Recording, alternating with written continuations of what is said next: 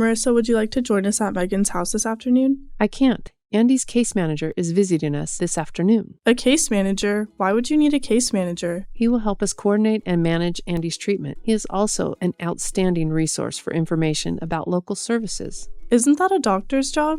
Psychiatrists and psychologists do a great job, but each of them focus on one piece of treatment. Case managers work to ensure there is a proper collaboration between everybody in a treatment team and help us address any arising issues when there is a miscommunication. Oh, okay, I understand now. Hello, everybody. Andy, how have you been? I'm good. He has been fine. He has been doing better on his new medications. That's always great to hear. I noticed you haven't seen our treatment team in a while. Andy has been busy with school, and he seems to do fine. Andy never wants to go anywhere.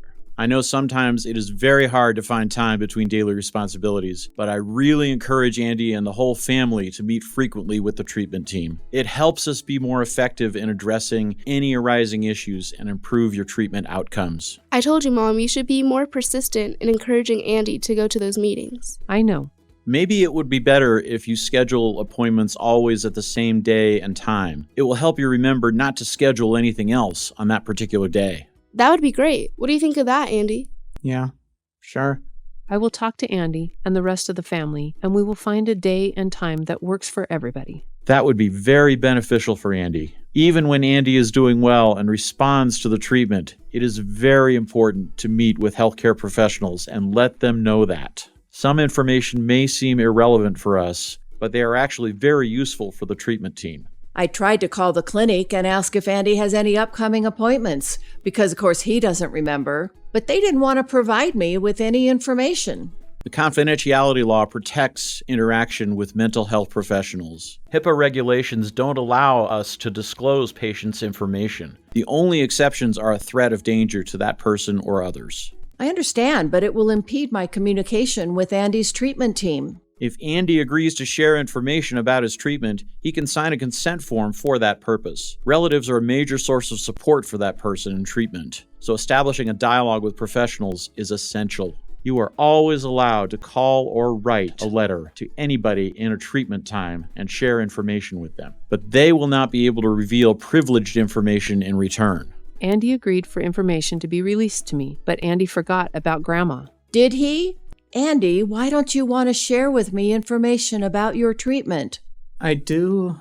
I just forgot. I really thought you trust me. I'm sorry, Grandma. I do. I'm pretty sure it can be fixed. Andy can sign a consent form on his next visit and allow information to be shared with you.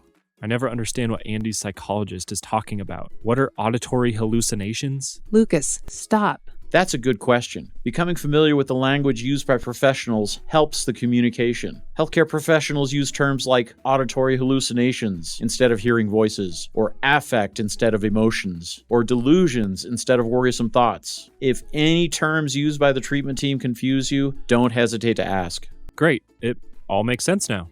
Is there anything we can prepare in case of a crisis? Oh, Lord, what crisis situation? Worsening of symptoms or relapse. It might never be needed, but preparing a plan reduces anxiety and makes collaboration with healthcare professionals go more smoothly in a case of crisis. What information should be included? It is extremely helpful to prepare a 2-page description of Andy's history and prior medication response. It can easily be given to crisis workers or emergency nurses if the need for a quick intervention arises. Oh, Lord. Yes, of course. We will write it all down. I would probably forget all that information if a situation like this arises. We will also make multiple copies so each of us has one. That would be fantastic. I would also suggest to update it every time there are changes in Andy's medications or symptoms. If you decide to write it this week, I can go over it with you next week. Yes, that would be very helpful. Perfect. We'll work on that on our meeting next week. This time, I will see you in my office. Have a great day.